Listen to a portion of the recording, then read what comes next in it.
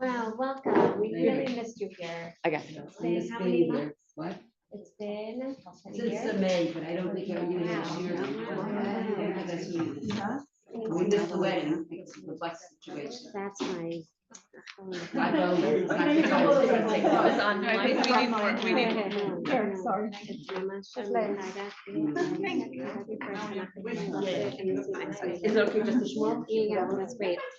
Thank you. Okay, so we're gonna start right away. Yeah, again, every week I say next week's gonna be better, next week's gonna be better. I think I told you, right, Lucy, that now I'm coming from you, Shalayim, but Be'ezrat Hashem, Be'ezrat Hashem. And I'm gonna put things in place to really be able to start on time. So for those who weren't here last week, we quickly reviewed the end of Perek Yud and now the beginning of Perek Yud Aleph, which really is a perfect time to start because albeit we spoke about Shmuel's various stages of educating and preparing Shaul and Amanda. Thank you again for the beautiful summary. And for basically giving Shaul not only a sense of direction, but our positive approach to Shaul HaMelech. And therefore, we said last week that we're going to be very sensitive, if you remember, to what we call Shnei Bechinot, because we're going to see that today as well, meaning the two approaches of the Navi in what we call basically religious historiography. He is going to take the story that we're all familiar with and share with us various messages. And therefore, even if we saw, let's quickly review the positive side of Shaul HaMelech. Would anyone like to tell us how clearly through Chidush HaMelucha, he wants to show us the positive side? Some people didn't, Sorry? like a working. Oh, a Like worker, a worker. Yeah, they're workers. I'll double check. So, yeah, okay. So in fact, good to be alert. And the Chidush HaMelucha scene that we began to discuss last week.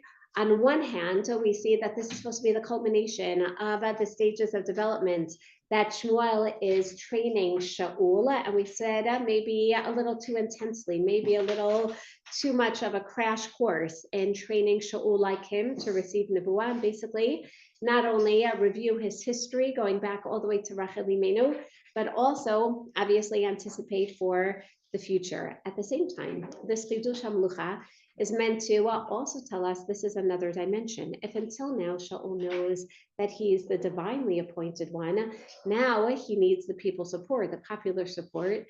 And what Shmuel does is basically provide for him the perfect context. And what do we mean by that? So now let's take a look at, these are also somewhat review sheets, at mitzvah. Again, now why does he bring them to mitzvah? And basically we said, wait a second, the last time that we saw this was on one hand, back to Perek Dalid, where this was the review of the war against the Plishtim, and it reminds them of their religious tefillah service that took place there, and obviously the redemption of HaKadosh Baruch Hu, the military victory. So on one hand, we said, that's great. Shaul is now going to be seen as the continuum of Shmuel, and especially if Shaul was appointed in order to win wars, Shmuel was bringing them back to the previous victory. But we said, wait a second, there's also subtle rebuke. What's the subtle rebuke?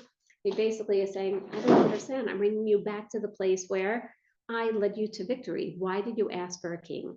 And this is what brings us back also to not only Sefer Shoftim, which we said is the story of Pilagish Begiva here, but also, interestingly, again, back to Perek Vav, the very beginning, where a malach came and basically told them, why are you going off on these wayward ways? I took you out of Mitzrayim. And we see the same idea that Shmuel then in a Perek Chet, and the same idea, he brought them back to mitzvah to say, why do you really need a king? And this is an expression of rejecting HaKadosh Baruch Hu. And he uses that term, which we said we're going to be very sensitive to, ma'asta, right? Literally, you rejected, you were disgusted with God. So now we see that he brings them back to mitzvah on one hand to remind them of victory, and at the same time remind them of the story of Pilagish Begiva against Binyamin, because now someone from Binyamin is going to be anointed and coronated as king. And at the same time, he brings them back to mitzvah to remind them of how God really feels rejected here. This is the place where, and you really should have recognized Tefillah to Hashem. I'm bringing you back to this place. And then we said he employs Goralot. So So again, just quick review. Again, what is the sense of these goralot? So we mentioned that every time we have a goral, even if we don't need a goral, like in the case of Achan, in the case of the Nachalot, again, the point of the goral is to show us literally, as the Yiddish term connotes, that it's me'et Hashem, it's bashert, right? That yes, this is from God. The people need to know that this is not Shmuel Hanavi's personal selection, and the Radak says to them, basically, you have to know that this is from HaKadosh Baruch Hu, no need to be jealous.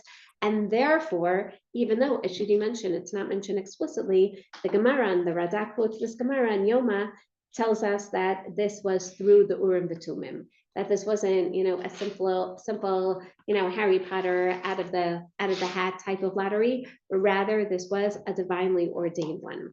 And then we see the choice and party. So let's take a look at the bottom over here.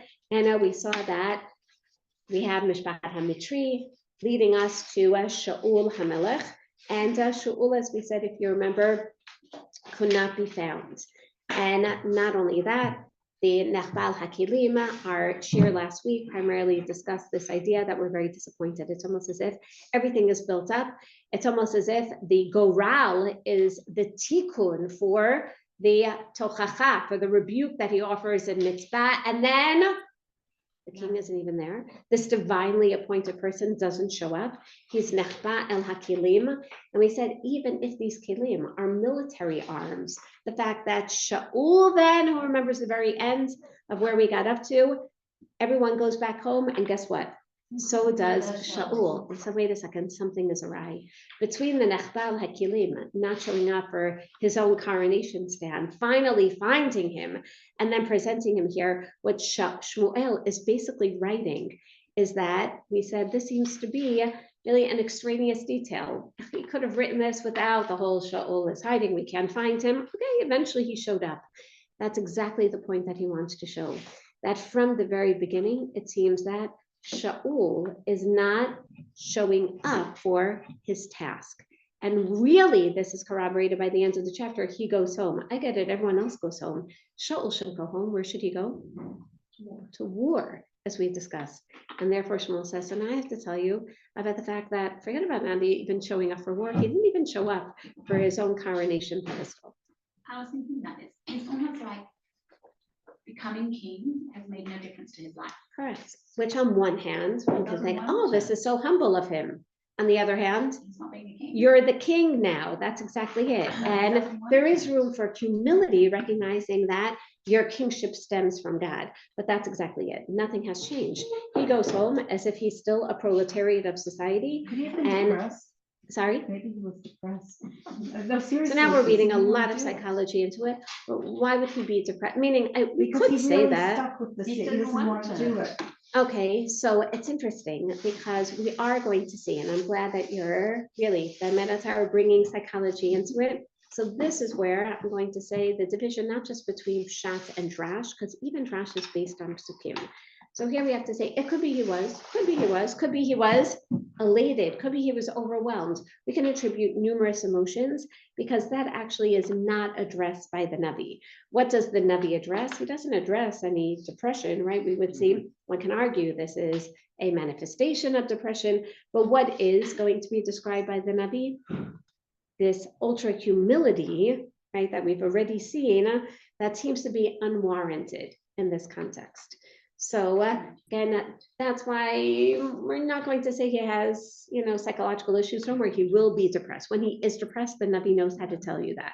Again, and we'll see his Ruach Ra'ah coming and haunting him and on numerous occasions.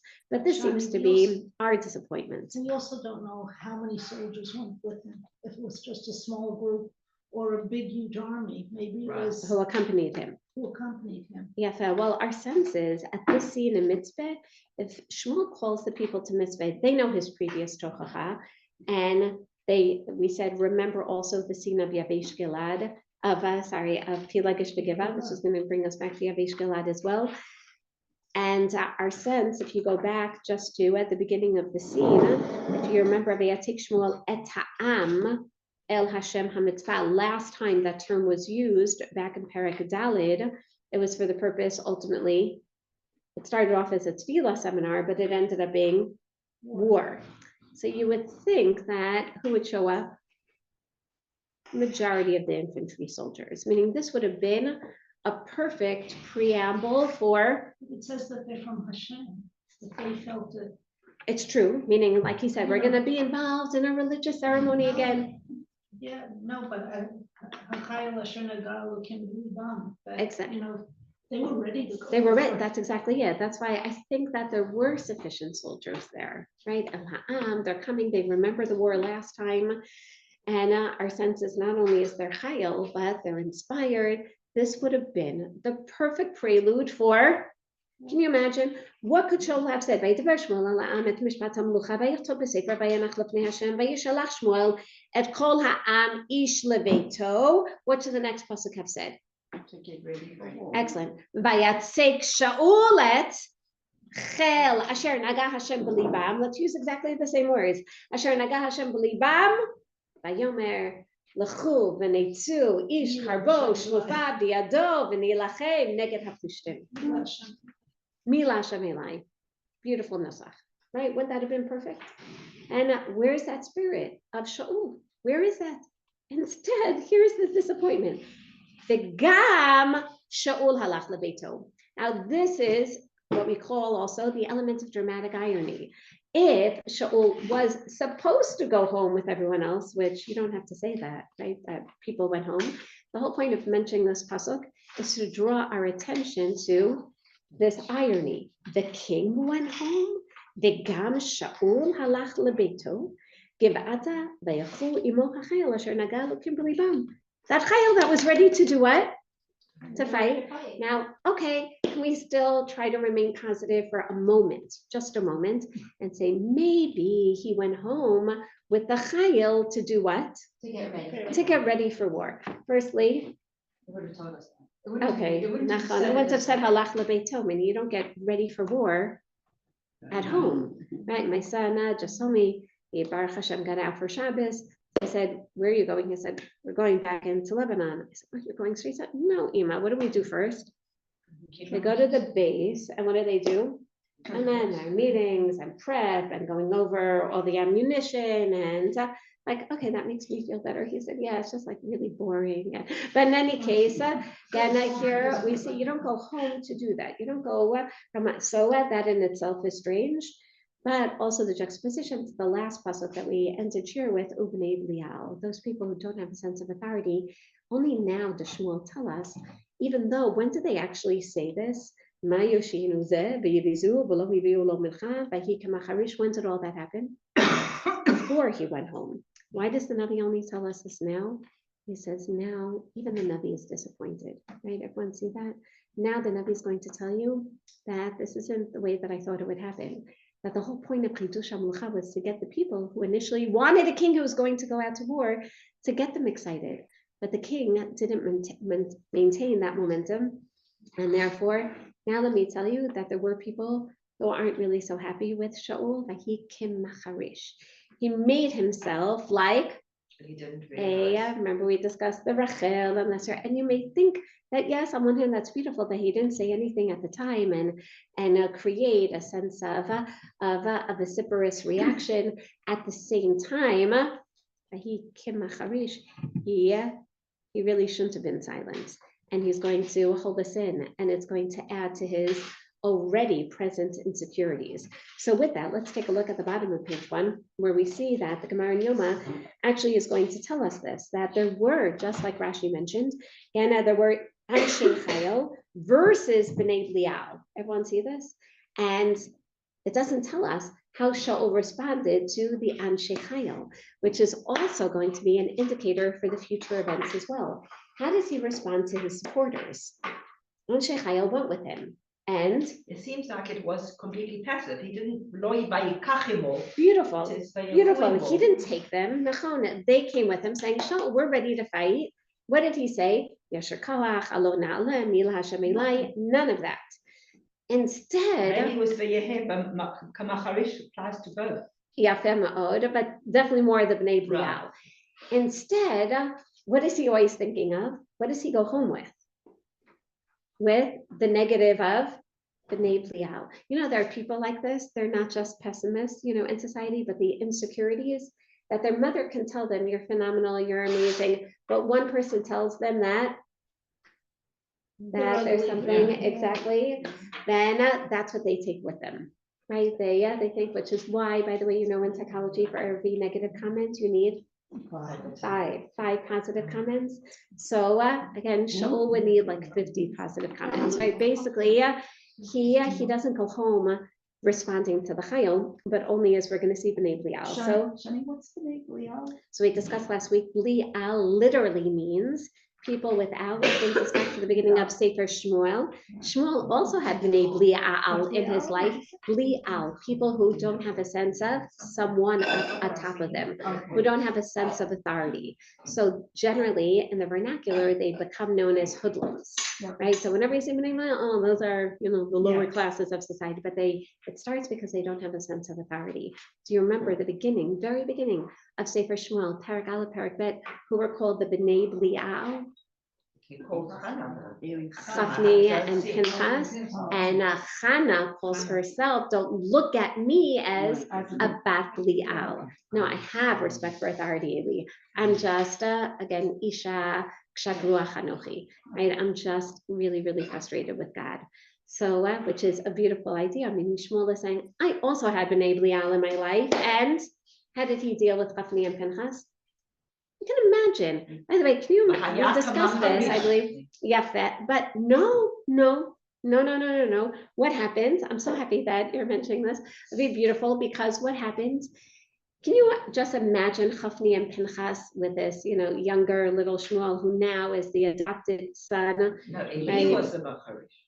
Eli is the Macharish, and not only that, but I can imagine Chafni and Pinchas probably not only bothered, but taunted Shmuel in his childhood. I can only imagine that. Obviously, he doesn't put any of this in, but I think there is room to say that. But when he finally does receive Nevuah, and he doesn't want to speak the Nevuah, what does Eli explain to him? If you received a Nevuah, then you can't be Kobesh the Nevuah, you have to speak it. What is the Nevuah about?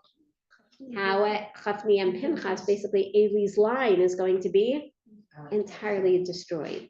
Meaning, Shmuel knows how to stand up to them, how to say what needs to be said with a little prodding, true, but Shaul doesn't respond that way. And what could he do? One could argue, okay, but Shmuel's a Navi, and Hashem said that they're going to be destroyed. What could Shaul do? He could turn to Shmuel and say, what do you think I should do? How do I deal with B'nai Belial? At the same time, it's very clear from the context of the parak, why are there B'nai Belial? There weren't B'nai Belial who were against Malchut at the beginning. Everyone wanted a king to go and save them. That's exactly it. The chapter, really, the scene, the parshiah ends with B'nai Belial as Shmuel Hanavi's own commentary to tell you that. Now, I hate to tell you this, but there are people who are disappointed. They weren't B'nai Belial before. They weren't people who disrespected authority before. Now that they see who their king is, what are they thinking? This is really going to be the one. Again, he's tall, dark, and handsome, but you know, is Ronald Reagan really going to be a good president? Like basically, you know that, like people were saying, he's an actor. He ended up being a good president. So that's Yafema. So now we're going to have to take a look and see is Shaul. That's why we ended off on the negative, but I said hopeful note last week. Do you remember? Can Shaul still redeem himself? But at this point. Can everyone say yes? Even Judy, yes. So we're going to be very optimistic and hopeful over here. But at this point, does Shaul accept authority? No. I'm not going to say yes nor no, because he hasn't, all he was told by Shmuel is after these 3 signs, I'm going to tell you when to meet me. So I don't know yet, meaning we do know, but right now he hasn't demonstrated a lack of acceptance of authority. He will, but not yet. He disappeared. He disappeared, he went home. He disappeared. So let's take a look at the Gemara, Wait, literally. why does Hashem choose it? Oh, so we discussed this. Anna, going back, I think we forgot all the positives. Remember, for every negative, we need 5 positives. So let's go back. Then he has the potential. He really is a mini Shmuel, but even more good looking. But we see what he's doing and he's not. He's not living. So what did we like about him? Can we go back? That's why we spend so much time on the Mechapes Atonot scene. He's someone who can unify. He really can. And by the way, he is. The people haven't been unified at all. Even, Shmuel worked on this, and he's going to bring it to the military front. He really is going to be able to unify the people. Again, so he's a power of unification, which we said is indicative of Sheva ben Yamin, who wasn't at Mechirat Yosef, right? All that, the humility, right? You have someone who is going to be a humble king, someone who knows how to ask people, someone who respects even his na'ar, who's going to ask the roeh, who seems to be very obedient, who isn't flirtatious with the women. Meaning, we saw so many different positive aspects in Perek Tet, albeit we saw, because it's written post facto, did Shmuel nuance it in such a way that you could also see the negative? Yes, but it was definitely much more positive. What is the greatest expression of the positive selection? Shechmo v'mala. That's really it. He is the greatest. Now we're all thinking, if this is the greatest, then, and it could very well be, like Noach Tzadik Tamim Haya B'Dorotav. It could be, but really, he's the choice selection of Hashem. So again, I'm going to reincorporate the Ramban again, who tells us that Hashem is starting with Binyamin, but don't worry, Hashem knows that Shaul is an ideal. Who's really ideal? David, which brings us back to more of the philosophical debate. If David is really going to be the one that Hashem knows has the potential to really be that ideal king, then why even allow for Shaul? So we've discussed this as well, that according to the Ramban, it's because that's exactly at the timing. It's all a problem of the timing. Shmuel himself knows that people need a king, but not yet. Can you imagine how we just waited till the end of Shmuel's life to ask for a king? Then what would have happened? It would have been David, right? But because they asked now, Hashem says, okay, that's it. So the Ramban says, Milachatchila, this is a b'diavad situation, meaning a priori, this is a default, right? Isn't that interesting? But if we understand that a little bit philosophically for a moment, what does that mean? Shaul is not a default selection. The Navi doesn't ever say that. What does he say? Mishachmo v'mala, he's great. So how can the Ramban say this is b'diavad? That's exactly it. The generation is, it's not fully right. They think they are, but they're not.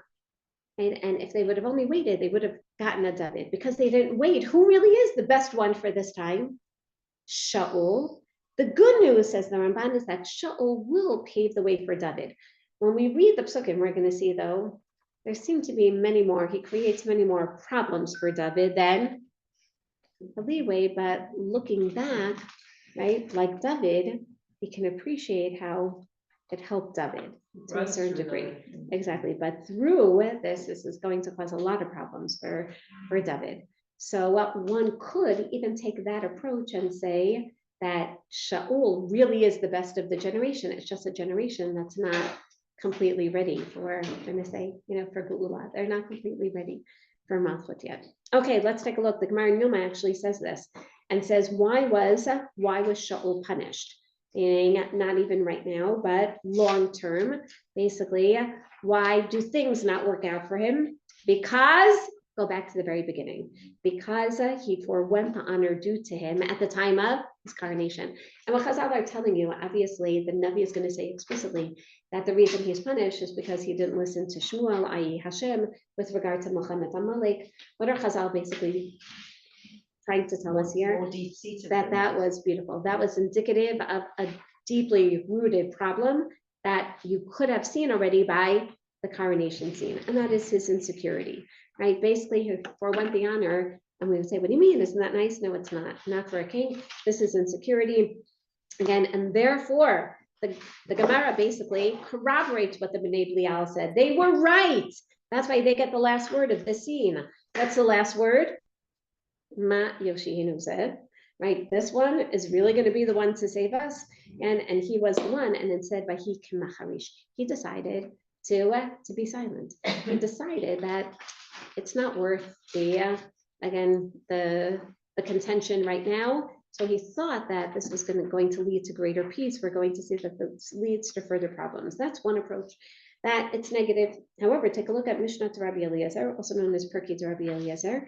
Again, Rabbi Yanai says that we have, and this is interesting, 12 good traits of Shaul. Why is this interesting? That's why I call this course also Melucha and Midot.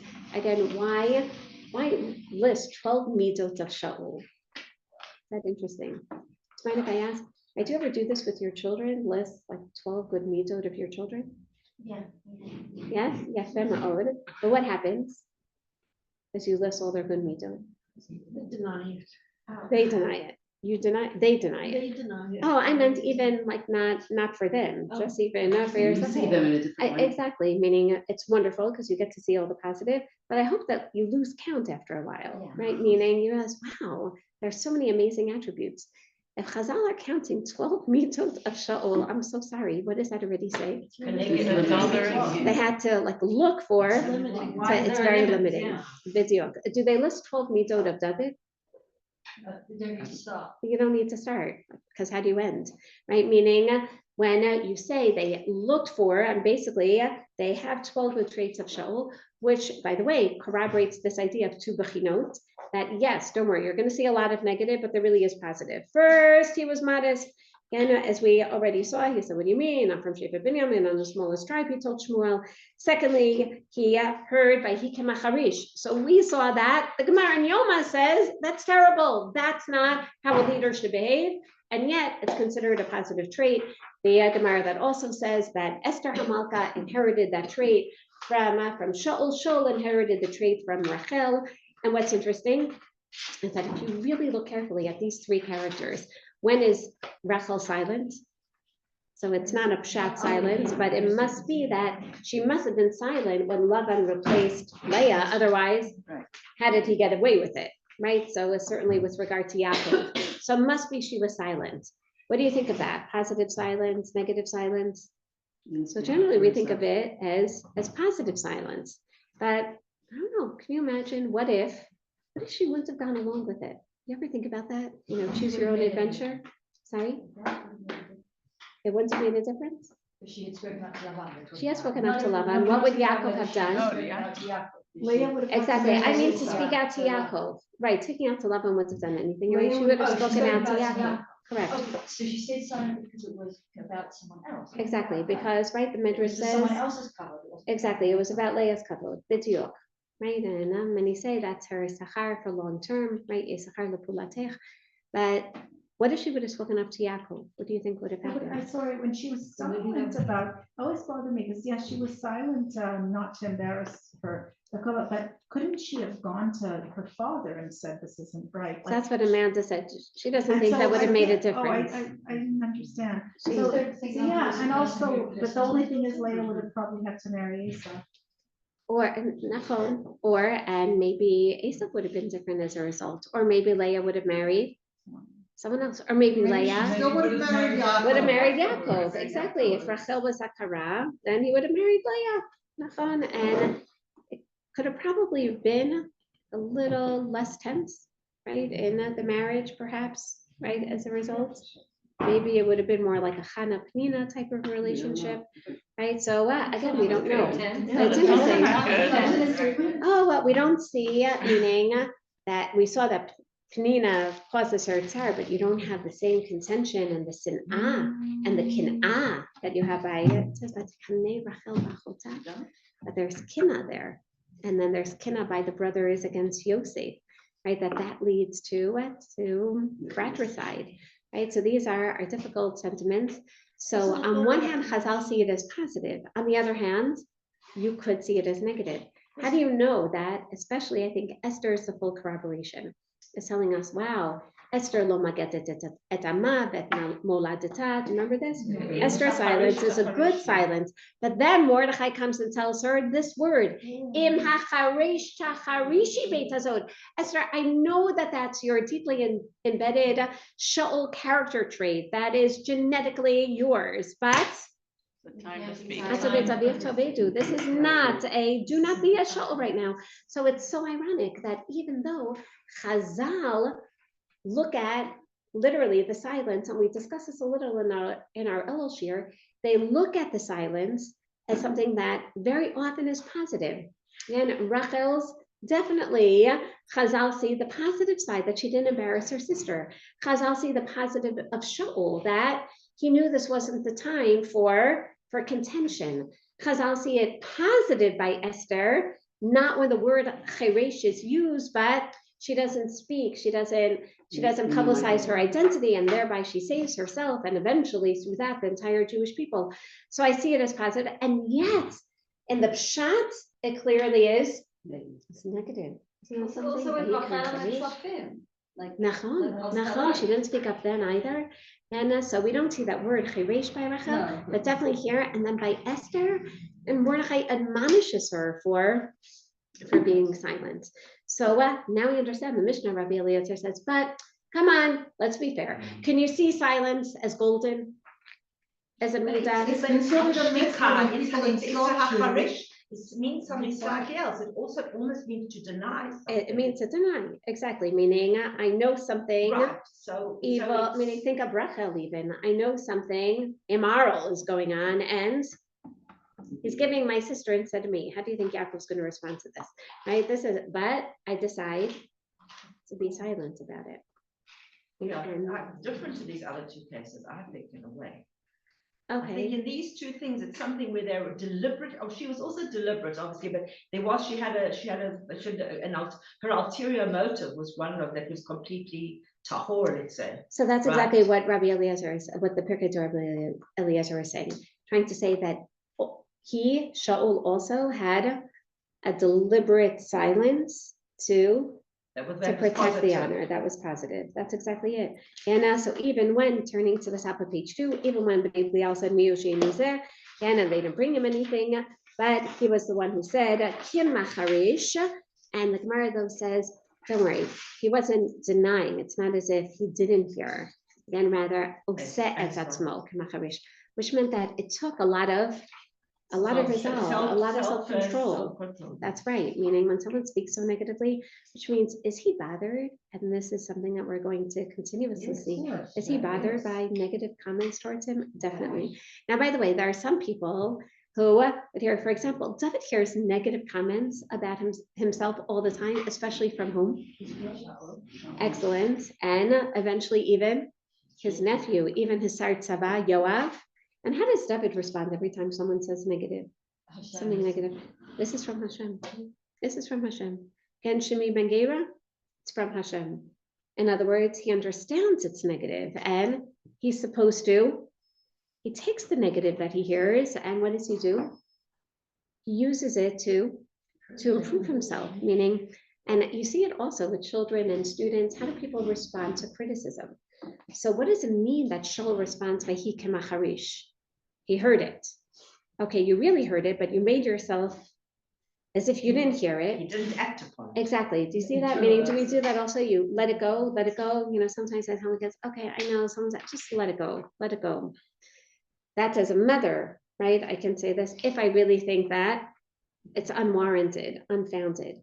But when, especially when it's to you, when someone gives you, I'm going to say it, like Musar, what should you do? And even a critique, you should realize that, like David, this is a shaliach of Hashem to tell me, Shani, do everything you can to be punctual. Right? That yes, we have to internalize this message. We need to take it. Don't say, okay, I didn't hear everyone rumble, you know, throughout. And no. Internalize it and make a change as a result. Right? That's going to be David. David hears everything. David again is never kemacharish. Sometimes he speaks too much. Again, but basically, that it also means that he can express vidui. If you always let things go as if they don't bother you, and this is also, and it's never your fault, right? It's always someone else. It's okay, they have issues. It's not about me, but it also means it is going to build up, right? Even from a basic psychological standpoint. Okay, here we go. Now we're ready for the next paragraph. So, vaya'al nachash ha'amoni. Even this verb also comes to corroborate, albeit it's clearly a new scene. And yet, vaya'al, and we know that Shmuel uses words very particularly. That's why we said it's going to take us a long time to really appreciate Sefer Shmuel, because he has so many literary devices. Anyone remember what word does he love that shows that someone gets up for passivity? But someone gets what? Batakam, thank you, 5 points, Amanda, kol hakavod. Right, whether it's, again, we name getting up, right? That's, remember by Chana, we saw this, but we saw it also in Sefer Shoftim by Devora. Again, Bataka means that you have the option of, and it's fine, sometimes you can just sit passively. The question is whether or not you get up. That's Bataka. Rise up. Excellent. What would you anticipate? Everyone see this? Again, after Shaul, because you know that Shmuel loves this word, and this is his mother's words, and this is the word that basically shows you're such a leader. It would have been great had the next verb been Vayakam Shaul, right? And by the way, do you think there are going to be a lot of Vayakam Davids? Yeah, just get ready. Okay, so Vayakam Shaul, no. Instead, Vaya'al Nachash Amoni. So anyone who's looking at this, he could have said Vayakom, and no Vaya'al. Vaya'al always in Tanakh means someone, it's negative, meaning Vaya'al al, he's rising up against. That's how it's used consistently. Vaya'al al. You can only have a situation of Vaya'al al when the other person is lower, right? Meaning it's not just Vayakom, it's that he led a vacuum. Everyone see this, right? Had he gotten up, could there ever be a Vaya'al against him? No. He left a vacuum. He came home, didn't do anything. He's passive. The sentry soldiers are right there, and Vaya'al. Who's been looking and seeing like what's going on? So he said, wait, the Plishtim are in control. They're in control of the country. But when you see that, there's disarray, and we know this even from international affairs as well. That means that there's a lot of vulnerability going on. In other words, one can argue that Nachash HaAmoni decides to attack, as we'll see in just a moment, the northeastern border of Eretz Yisrael, because, I don't know, it's a good time to attack the eastern border. But what do we all know? Why did October 7th happen on October 7th and not a year earlier and not a year later? Because they were looking and seeing, and they were reading, the Jerusalem Post and all of social media. And what did they see was going on? Shani, they read your articles, yes. Again, they saw perfect time to attack because the people are such a mess. And there's so much protest going on. They are so vulnerable. That's exactly how Shmuel Hanavi writes it. Even if Nachash would have done this, and a political historian could have written it a different way, this is Nevuah. This is religious messaging. It's almost as if Nachash Amoni sees what? Oh, wow, he's keeping track of the political events. The people are going to have a king. That means that there's going to be a standing army. What does he see? So go home. No standing army. And Shaul went division, home. and division. Perfect. And there's division. And the Plishtim are really in charge. Is anyone really going to care what goes on in the northeastern border? No, there's so much contention. We're supposed to appreciate this. This is when Nachash, the king of Ammon, gets up and he's going to a camp around the area of Yabesh Galad. So now we have to pause just for a moment, just to remind ourselves, wait, we know exactly where Yabesh Galad is. This is the area of Gilad, again, of today. Basically, if we cross the Jordan River at Beit Sha'an, everyone with me on Kvish 90, you're at the area of Yabesh Galad. Whose area was this? Like, excellent, right? Remember, we have Reuven, Gad, and Menashe. Toda Rabbah. Now, we already know this as well. Who else is from the area of Yabesh Galad? Let's go historically, even from what we're familiar with. Who first conquered Yabesh Galad? Machir ben Menashe. Do you remember this? And we discussed that it could even have been during the time pre-Yetziat Mitzrayim, but definitely, I know we have to reconquer this area against Sichon, right before we go up to Oga. So this is the area, Sichon area, that was originally part of Moab, and then it became part of Ammon, right? Remember this? And then it was back to, then the Amorites conquered it from the Ammonites. Okay, everyone should be nodding their heads. And right, by the way, what am I quoting from? Not just Sefer Bamidbar, Kol HaKavod. But then, wait, we conquered it from, the Amorites conquered it from the Ammonites. We conquered it from the Amorites, and we were living there until, again, the Ammonites came and, excellent, during the time of Tkufat HaShoftim, so poor Menashe, who, by the way, they're Giladim, so Yiftach Giladi comes and saves the day and reminds the king of Ammon, I'm so sorry, I know that the Moabites originally took it from you, and now you want to wage war against us, but actually we won the war against you. So really, can we just make peace and, you know, somehow we'll work this out? No, no, no, no, no. Okay, Yiftach went and conquered it. So now who lives here again? Menashe. Menashe is living in the area of Yabesh Gilad, and we're going to see how this is a very significant area.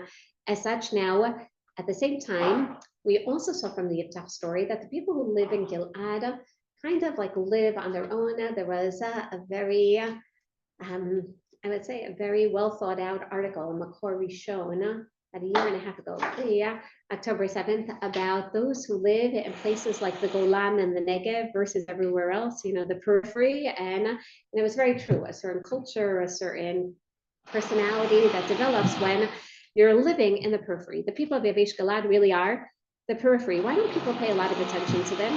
By the way, this is the area of the Golan today, right? This is I would even say directly east of Etzba HaGalil, right? This is Yabesh Gilad, and one of, as we know today as well, the Golan Heights, one of the most difficult places to live. This is south of the Golan Heights, even. This is literally across from Beit Sha'an.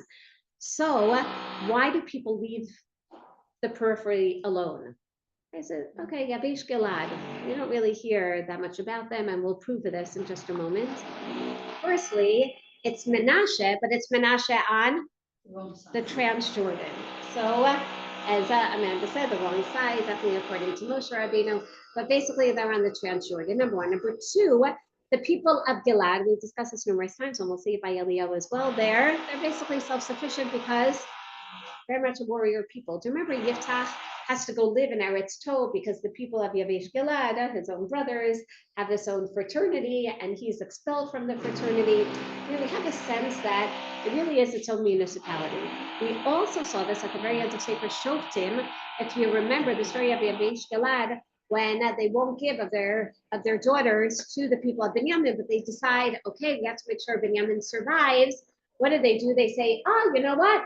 The people of Yabesh Gilad, please remember this, the people of Yabesh Gilad did not go out to war against Binyamin. So I just want to like pause for a minute and ask you, why do you think the people of Yabesh Gilad didn't go out to fight the war of Binyamin with the rest of Am Yisrael? I heard that a lot of them were descendants from the female side of Mitsuyan.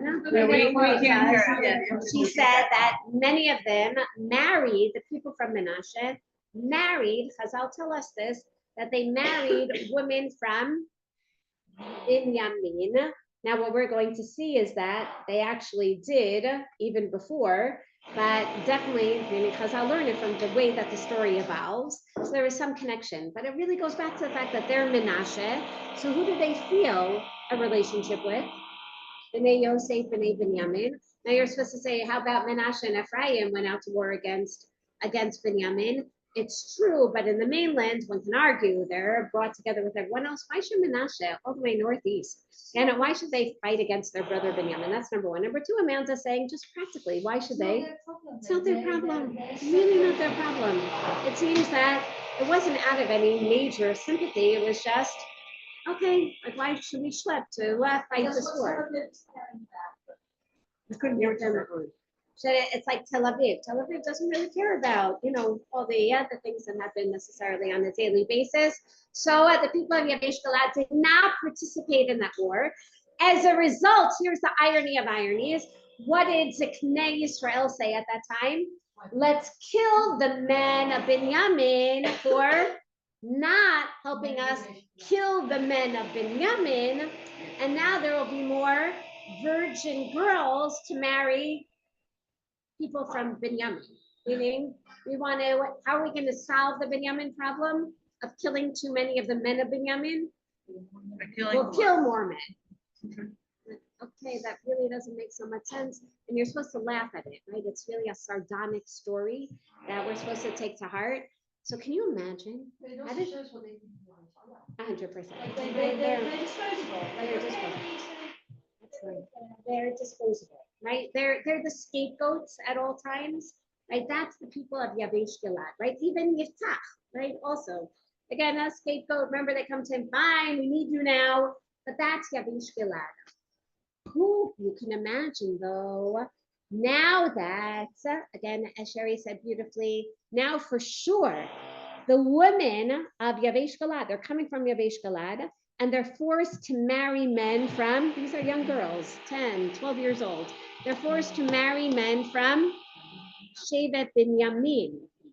The Shevet Binyamin now have an affinity towards the people of Yavesh Galad.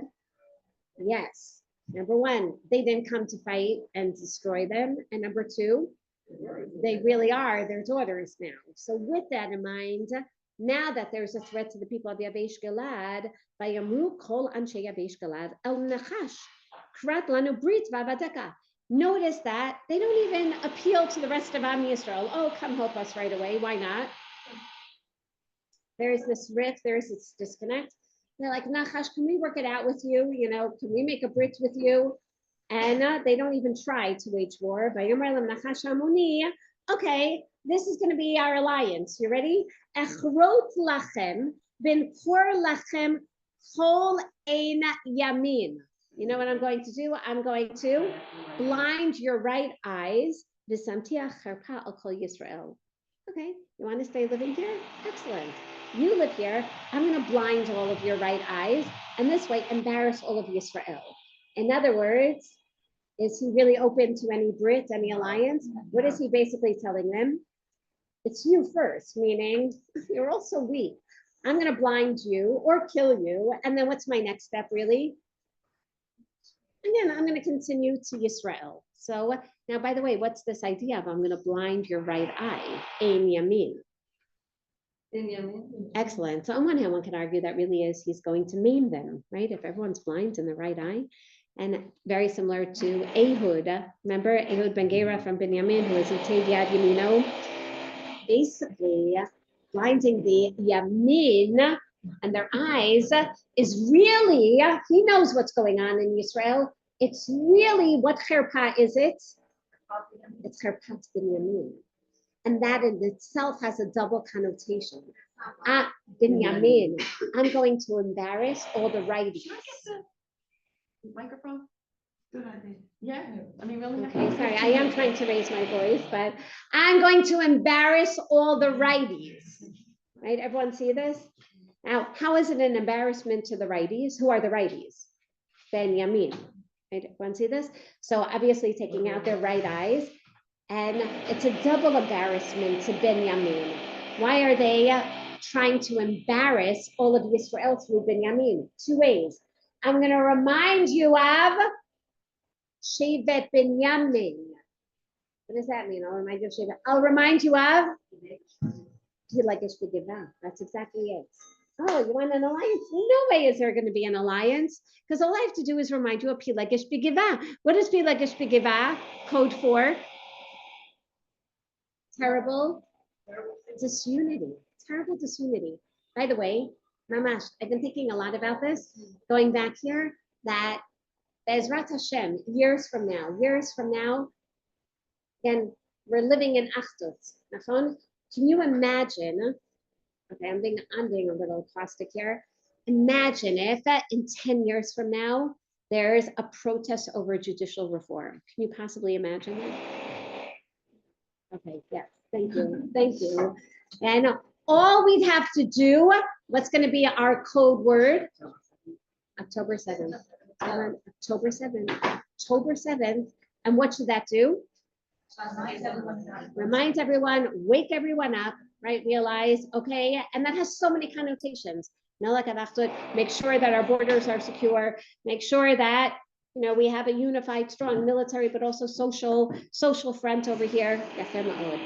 What the king Nachash knows, sorry, 100%. I wanted to say with Harabayit and Mashiach, and by the way, Mashiach himself, I'm sure. By the way, you cannot be walking around Beit Shemesh and then sing a protest, and Mashiach will say, October 7th, and that will stop everyone right there. Yes, I'm so efficient. Listen, I always ask Melissa, what do you have in that Everything. exactly, your suitcase? And then she said a speaker, so I pictured like one of these Wi-Fi speakers, but this is serious. Okay, here we go. Now I just found the suitcase. So by saying that people in Yabesh Gilad saying, you want an alliance? No, no, no. I'm going to blind you in your right eye. Right, basically, I'm going to hurt the writings. I want to remind you of Yamin, again, Shiva Ben Yamin, and this has so many different layers of connotation. I want to remind you of the society in which you live, where, and no, there's no hope for you. No one's going to come and help you because, do you remember Pilagish Begivah? Right, Shiva Ben Yamin, your entire nation was willing to kill an entire tribe. So don't even think that anyone's going to come and help you. Right? Shani, would you please stay by the camera?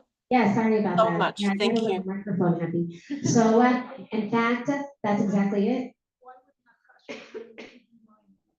Because this is religious historiography. So that's why I asked you, did Hamas know what was going on here? 100%. 100%. Oh, that's exactly. If you're ready, if I was writing the story as a pseudo Nabi today, I would have a whole conversation. I'm serious. If I was writing the story, now is Shmuel in the Ammonite cabinet right now, like hearing, what Nachash is saying to the people of Yabesh Gilad? No. I can tell you, Mamash, I'm making this up, and if I'm a Nabi, I'm not making it up. That Sinwar said, okay, what do you think? We really want to get rid of, Israel. We really want to conquer them already. So, and now we have all this Iranian help and Iranian drugs and Iranian ammunition.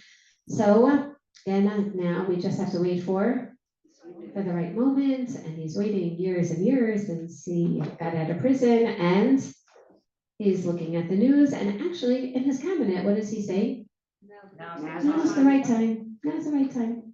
And yes, he knows about the story of Pilagish Begivah, which, by the way, is one of the, I'm going to say it in the explanations for, remember we discussed Rashi in your house, the machloket of whether the three stories at the end of Sefer Shuftim happen really at the end of Skubat Shuftim, or according to Chazal, happen at the beginning of Skubat Shuftim. One of the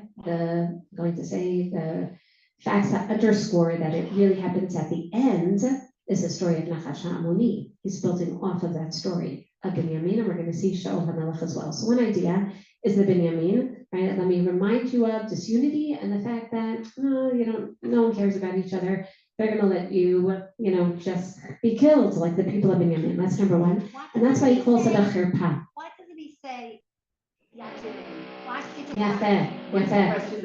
Why the right eye and not cut off their right hands? Because, you ready for this? It's a greater disgrace. It's a greater disgrace to lose an eye than to lose a hand. Because what can you always do? When you know this, if you lose an eye, you can never, meaning one eye, one hand can compensate for another hand. Not only that, we discussed in Binyamin, they're excellent archers, right? With their left hands, right? So it's true, you can't be an archer with one hand, but Ehud was Iteidia Yamino, and he was able to kill. Well, literally, he had a weak hand. So you can have a weak hand or no hand and still be, right? I'm thinking of, the Princess Bride. Okay, I'm so sorry. Okay, but a right eye, your left eye never fully compensates for an eye. So again, that's the disgrace. Also, perspective, b'chulei. But that's one idea of Karpal Yisrael.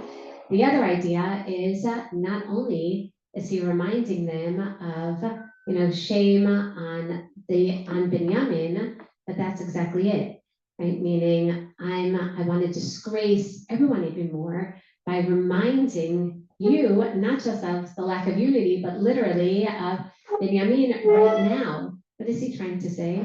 You think you're so strong because you have a king from Binyamin. I am going to show you how. You are so weak, right? Look at your king. He's so weak. And I'm taking out your Yamin. You have no Yamin. Don't think that you have what to rely on. Give us 7 days. And that's exactly what it seems to be going on. They understand his messaging. what is he basically saying? I'm not doing this just as an embarrassment for you. I'm doing this as a charpa for Yisrael, either to remind all of Yisrael of the disunity of Pilegesh Begeba that literally led to the murder of the entire Sheva Binyamin, or as an embarrassment for Yisrael that your leader, your king, is really not a leader. So they say, we understand what you're saying. Meaning, no matter how you look at it, it really is embarrassing. They say, give us 7 days. Let's see if your political assessment and social assessment is correct. Right? If that's why you're doing this, which means that everyone see the brilliant way in which Shmuel is writing this. As I said, could it really be that Nachash is doing this just because he wants to conquer more land? Yeah, especially in Samuel. They want their land back. But he writes it as a social religious messaging story. And they say, is this really the case? Said, if really there's no one to save us, then we will come out to you, meaning we'll surrender.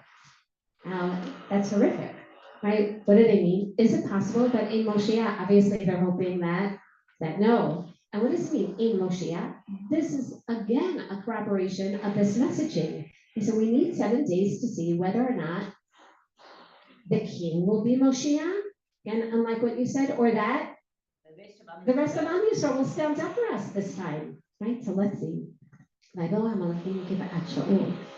directly to Shaul, and they say, so wait a second, it's a message for Shaul or it's a message for the people? Both, which is why we said that there really is a double connotation of Nachash. Shame on the story of Sheva Binyamin, i.e. Pilegesh Begeba, and shame on your king who is very weak, Shaul from Sheva Binyamin. What bothers us? Only the people started crying. They went to Shaul and the people. What questions do you have? They're crying. And one can argue, why are they crying? They understand the message is, oh my gosh, back to Pilegesh Begeba. We're wondering, where's the Shaul? Didn't they go to the king first? Everyone's ready for the next pasuk. Shaul ba acharei habakar min hasadeh. He wasn't even there. They came to the king to Gebat Shaul. Now, also, this is a wonderful opportunity to talk about where is Gebat Shaul. It is not Gebat Shaul of today near Kiryat Moshe on the way to Har Nof. The original Gebat Shaul, and exactly is by Shuafat, Tel El Ful. Again, that's the original biblical.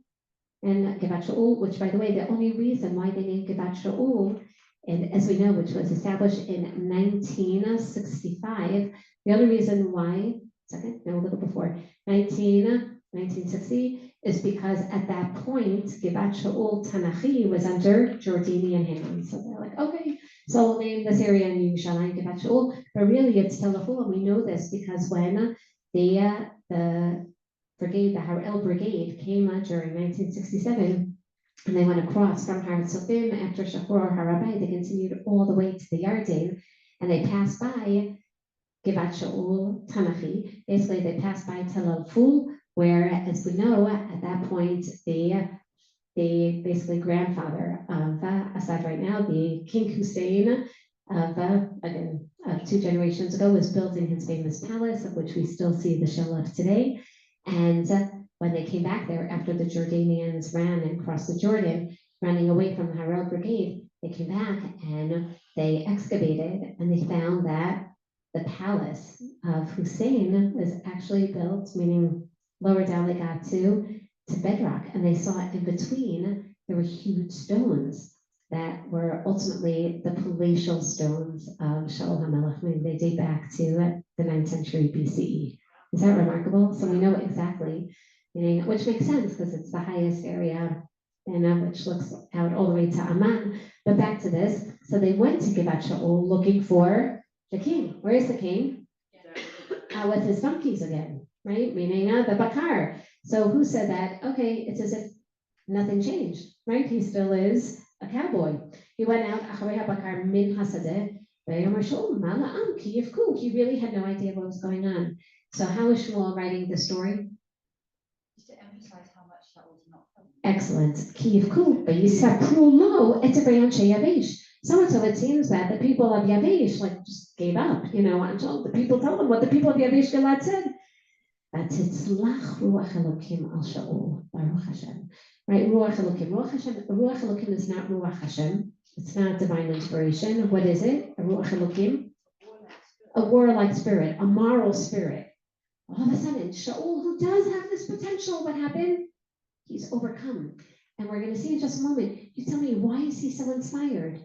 Here it's Yavesh Gilad. What does he remember? What's in his deeply embedded consciousness? It could even be that his grandmother is. We owe something. We, the people of Binyamin, my family, owes Yavesh Gilad our lives, right? They're the ones who basically were murdered because we were murdered, right? Everyone see that?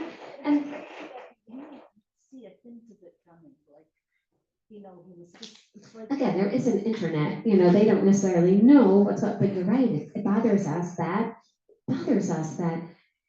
even within the tribes at this point, there really is this disunity. They don't know what's going on in the exactly. And it's so interesting. That's why it's amazing that he was so disconnected. That's right. And that it's amazing, really, because he's been at war, and yet he's so disconnected for what's going on in the northeastern area. Can I just share with you, sometimes we have to be very careful about where I say this. We have one of our children is on the Syrian border. And we went to visit him in his base, which is a makeshift army base. And I'm like, why did they put you on the Syrian border? Not that, so you all know this, right? We're afraid that Syria is also an Iranian proxy. So, okay. So he's on the Syrian border. And he's also a doctor. So he's in charge of the whole Gadud. So, right, I'm not putting anyone into it because they're all over that area. So he goes, so he tells me, Ema, every day I discover another Ma'ayan. It can't be because I take my children, meaning every summer, and every summer we're going to go to every Ma'ayan in Eretz Yisrael. Like, Ema, I found, I'm so sorry to tell you this, he said like 23 Ma'ayanot that we've never been to. 23 Ma'ayanot. They went to Tovel. And one of these, so I said, okay, you have to make a list of these Mayanot. Now, how make a list of these Mayanot? So now I'm not making up the story. He really goes to Mayan everything. Yes, and he's telling me the names of these Mayanot. Now, these are all within our borders. And I'm so embarrassed because I didn't know. One of them I think I've heard of.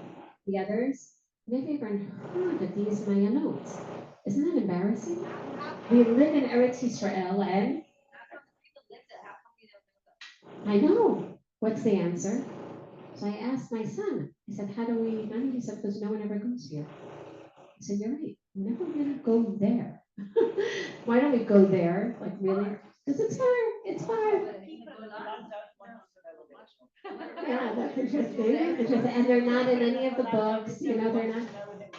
But if we would take an interest, meaning now, so that's it. After this war, when our borders are even more secure than ever before, Lina there, and we're going to go on a Masal Mayanot. We should all join.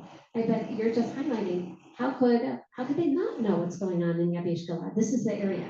And the answer is, it's on the border, it's dangerous, they're on the periphery, why should we care? There's a lot going on. We have Mayanot in our backyard, right? Meaning, why should we care about the people out there? They're self-sufficient, they're strong, they don't need us. And that's exactly this. Sure enough, Ruach Elokim, Shaul personally is disturbed. Now this is interesting. We haven't seen this side of Shaul before. So can anyone tell me, sorry? Any emotion. Amazing. What, now this tells me something. What is it? What triggers Shaul's anger? What is it? Injustice. Injustice. Family. Mitsuyan. Please remember this. Injustice, family. Right? When an injustice will be performed to his family. When people, and especially when it causes a disgrace. When something causes a disgrace to his family, that's when Vayichar Apo. Now we know his trigger. Please, you tell me. How do you know? Let me ask, Kol HaKavod. Let me ask, is this positive or negative? So I asked her, she said negative. Kol HaKavod. How do you know? So you feel it, but how do you know? Positive anger, very, very nice. Positive anger in Tanakh is not Vayichar Apo. You know what? Exactly, and that's bad. Maybe he's right. Every time you see Vayichar Apo, it's a negative type of anger. It can lead to something positive, meaning when Hashem is angry with us, of course it's negative, but What's positive? excellent. And positive anger is usually described through constructive means. If someone's angry and Vayarek et chanichav, he'll get people together. And you know that that's done out of? Moshe. When does Moshe get angry? Thank you. Right, breaking luchot, and that's exactly it. There it's not. And that those are negative. They are apo. When you say anger is negative, do you mean that it comes from a negative, like you shouldn't have been angry? Yeah, meaning that's the Torah's way of saying that this is right. That this is exactly. It's the difference between. It could be. It's that no. That it's anger that's going to lead. Whenever you see Vayichar Apo, it's going to lead to some type of. It could be justified, but it's not the proper response. And here, I'll express what I mean. What does Vayichar Apo literally mean? His nostrils were inflamed. You want to see that? Meaning that's not just anger, it's a vehement anger, right? It's more, he's finally doing something, Vayichar Apo Ma'od, right? So this is, we're thinking, okay, there are times for, anger. What would we have preferred, right? Maybe he's right. Vayakom, that's exactly it. Meaning, or Vayizke, right? If you would cry, getting angry. Now let's take a look. Please remember this as well. Now we know exactly why he's angry, and now we're going to prove everything that you said, that when there's a family disgrace, that's when, and he gets very angry. This is a disgrace to his family. He realizes it's not just, he doesn't even see it. He's so humble that does he see it as a mockery for him? No, he sees this as a mockery for his family. Which family? Sheva ben Yamin. How do you know that? When was the last time that we found this? Exactly. He takes the bakar. That's why we need to know he's not the bakar. Bakar is, okay, we're talking cow, bulls, right? He takes one. He then doesn't say vayishchatehu, right? This is like he literally dismembers the body and sends it b'chol gvul Yisrael. When was the last time that was done? The Pilegesh Begeva. And exactly that. He says, oh my gosh, Nachash Amoni is reminding us of Pilegesh Begeva in two ways. Number one, it's a personal disgrace to my family. Right? It's reminding them of Binyamin and what Binyamin did, but also how Binyamin was literally massacred by Am Yisrael.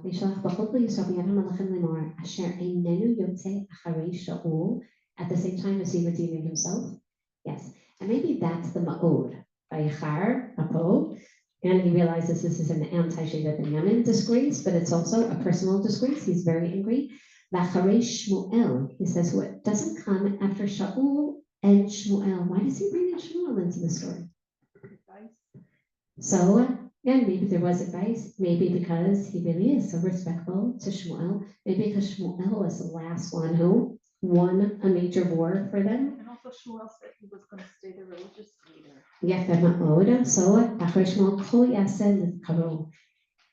So this is interesting. He says, but I'm not as bad as you are. Whoever doesn't come out to war now with me and Shmuel, this is what's going to happen to your, exactly, do you remember what did the people against Sheva Binyamin say? We can't give up our daughters, right? But again, and everyone has to come out. Whoever doesn't come out to fight against Binyamin, what ends up happening to them? They'll be killed. Shmuel says, I'm not going to kill you, but I will kill I'll tell you that one, because what you did to Yavish Gilad was wrong, what you did to Sheba Ben Yamin was wrong. Vayipol Tachat Hashem Ala'am V'Yitzu K'ish Echad V'Yifkedei B'Bazek. They go to Bazek, the Hebrew Israel Shlosh Miat Elef V'ish Yehuda Shloshim Elef. Okay, I'm going to end today, and to give everyone homework. Amanda, can you hear the homework? When was the last time that we had 300,000? That's the homework. When was that the last time? What are these numbers? Now, just to end on a positive note, Dahlia feels great. Why? Now, what's your sense of Shaul? Wow, he's doing something, and he really is leading the people. So take a look. Again, on page 2, the humiliation. Here we see it. Again, the Rabbak explains that in fact, it was his intention to fight against all of Israel, as we mentioned. That's what it says. That's why it's a Habat Israel. Again, definitely a humiliation. And that's why, based on the Mitzvah David, we definitely appreciate the humiliation of Shaul, the humiliation of Pilagish Begivah. And back to take a look at the bottom of page 2. This is where you see the numerous parallels, in case you weren't convinced, between this story and the story of Yavish Gilad and Binyamin. Again, we have exactly the same terminology. And next, both stories center on the same places. The same places in the story are Yavish Gilad and Giv'ah, just like Giv'ah and Yavish Gilad and Pilagish Begivah. Both stories describe the shame, the Hat Yisrael, and here we see it as well, that with regard to Pilagish Begivah, in Shoftim Parachaf was described as a Hat Yisrael here as well. In both stories, we have the people crying. In both places, we have the same expression as Ish Echad. Once it was to go out as one person to decimate an entire tribe. This time, they're going to go out as one people to wage war against Ammon. So very important to keep this in mind. And after, take a look at number 6. After they were promised help, the people of Yavish Gilad turned to Ammon and present themselves as if they're ready to surrender to Nahash and accept his terms, reminiscent of the proposal of the people of Ephraim to the people of Giv'ah. Remember, they said, just surrender the people who actually raped this woman, and then we won't kill your entire tribe. Exactly the same expression. Number 7, when the people of Israel heard about this incident, they demanded of Binyamin, okay, give us those people, and they say no. So to here, again, we have the same terminology. And lastly, in a parallel fashion, we hear at the end of the story of the war against Ammon, we're going to see this, the people then say, and all the people say to Shmuel, okay, whoever said, Miza Mosheinu, now let's kill them off. And we're going to see that, no, we're not going to kill off the people of Plial. Shaul says, no, we're not going to just kill, the people, just like in the end, the people of Binyamin. It's one, right? All for one, one for all. We're not just going to hand over the iniquitous ones who raped the women. If you want to kill those people, you kill all of us. So too, Shaul says, I'm not going to kill people from Belial and Anshe Belial, and not killing anyone, and we don't get rid of them. So we're going to see really Shaul redeems the story of Pilagish Begivah. Isn't that beautiful? He redeems his entire tribe, and basically himself. Does he prove that he is a military leader? Yes, he does. And yet, there's still, I'm just going to ask you to look at the top of page 4, that even in this story, there's a negative perspective, but obviously a positive perspective. The greatest positive is the victory over Ammon. And let's take a look and see the negative.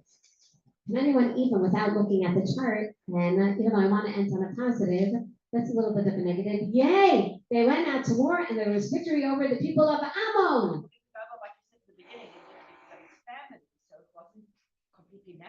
Very nice, right? It was really like Binyamin's war, even though everyone went out to fight with Binyamin. Everyone see this? It's really Binyamin's war. Yeftem O'od. And anything else? You remember, what's the real threat right now? Plishtim. What about the Plishtim? Thank you so much. That's like saying, okay, we should all, deal with, exactly, the south, the north, but okay, the immediate threat, I understand, after October 7th wasn't, exactly, or it wasn't Iran at that point, even though we knew that that's our major threat. Our major threat is Iran, but sorry, right now we have to deal with Gaza, but we really wish exactly that. How could this have all been avoided? Just had we only dealt with Iran earlier. Now, again, I'm not going to get political, but imagine this. right, had Shaul gone out to fight against Christians, do you think this war with Ammon, do you think they would have dared to even that type of war right now? Probably not. Have a wonderful Chodesh Tov, Shavua Tov, and I'm gonna share next week.